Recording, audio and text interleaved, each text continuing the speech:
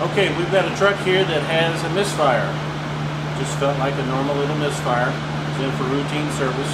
Just to make sure we put new cap and rotor, plugs and wires on. We do that as a routine basis anyway. Didn't fix the misfire. So we got a clear and present misfire. How we're going to proceed here is to show you how we can detect where the misfire is and what's causing it. And we're going to use the smoke machine for that purpose. So the first thing we're going to do is look at the lab scope. Okay, you're looking at the lab scope pattern. I put it up on our computer so we can talk about it a little bit.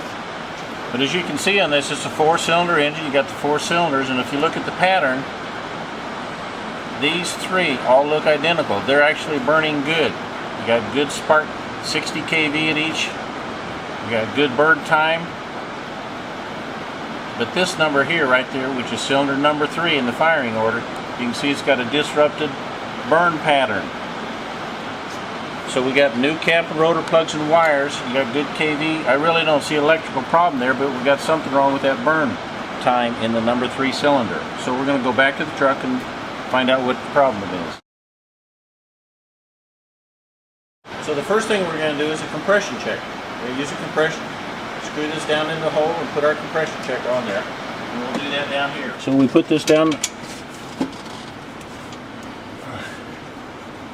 screw that into the hole till it's tight. Hook up our compression gauge. Okay, you want to crank it? Okay, you see we got about 60 pounds of compression on this. Just to save time, I'm going to tell you that it should have 120 pounds at least, and the other cylinders, 1, 2, and 4 did have 120 pounds, but 60 on number 3 is not enough. 60 pounds of compression is not enough in that cylinder. There's some kind of a problem in there. We've either got air going past the intake valve, the exhaust valve, or past the rings. So how are we going to determine that? How are we going to know which one we've got and what the problem is? Well, in this case, we're going to show you how to do it with using a smoke machine so it can clearly tell you where the problem is. We're turning the engine over. We still have our compression fitting in here, and we've got my finger over the top. I'm going to wait for the air to get pushed out. My partner's turning the engine over. When the piston comes up on the top, it ought to puff some air out here and tell me I'm on the top of that cylinder. I'm not getting a puff of air. That tells me this method's not going to work. Evidently the compression leak is bad enough that we're not going to get a puff of air. So we're going to take this out, put a stick down there, and get the piston on top.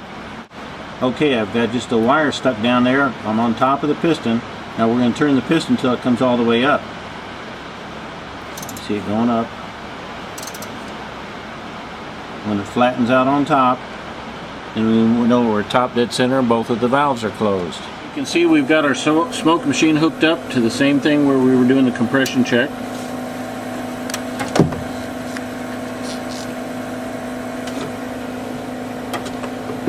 Now we're going to go looking for smoke. The places you would want to look here, you'd want to see if there's any smoke coming out here where you put in the oil going down into the crankcase. At your dipstick tube, there's no smoke coming out there. You'd want to look at the intake, throttle body, so there's really pretty easy here. See, there's no smoke. Let's go look at the tailpipe. We're down at the tailpipe. As you can see, we clearly have smoke coming out of the tailpipe. That's from our smoke machine. So our exhaust valve is open. We're losing all of our compression out of the exhaust valve.